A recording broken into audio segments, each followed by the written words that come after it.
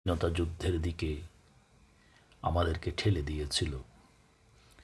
যদি ৭০-এর নির্বাচন মেনে নিয়ে আওয়ামী লীগকে সমস্ত পাকিস্তান শাসন করতে দিত, তাহলে আর বাংলাদেশ নামের আরেকটি মানচিত্র সৃষ্টি নাও হতে পারত।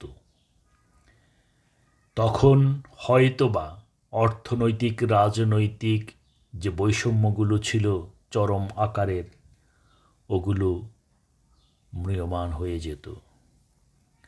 পাকিস্তানি সেনাবাহিনী অপারেশন সার্চ লাইটের নামে নিরস্ত্র বাঙালির উপর ঝাঁপিয়ে পড়লে বঙ্গবন্ধু স্বাধীনতা ঘোষণা দেন এবং গ্রেপ্তার হয়ে কারাগারে জীবনযাপন শুরু করেন।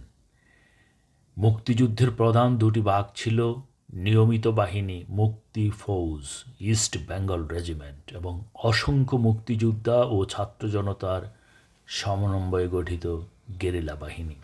মূলত এই গেরিলা বাহিনী যুগান্তকারী ভূমিকা পালন করে স্বাধীনতা যুদ্ধে।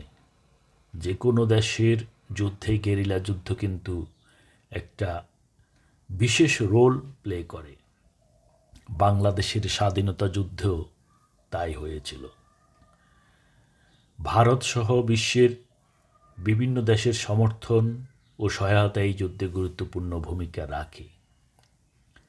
৯ মাস যুদ্ধের পর ১৯৭১ সালের ১৬ই ডিসেম্বর ঢাকার রেসকোর্স ময়দান, যা বর্তমানে আমরা সোহরাওয়ার্দী উদ্যান, একজন আওয়ামী লীগের হেভিওয়েট নেতা বলা যায়, যুগান্তকারী পদক্ষেপ নিয়ে একজন নেতা সোহরাওয়ার্দীর নামে রাখা হয়েছে।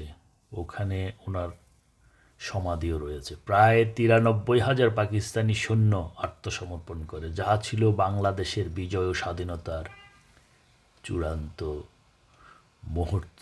এটি ছিল একটি মহাকাব্যিক জনযুদ্ধ, যা বাঙালি জাতিকে একটি স্বাধীন সার্বভৌম রাষ্ট্র উপহার দেয়।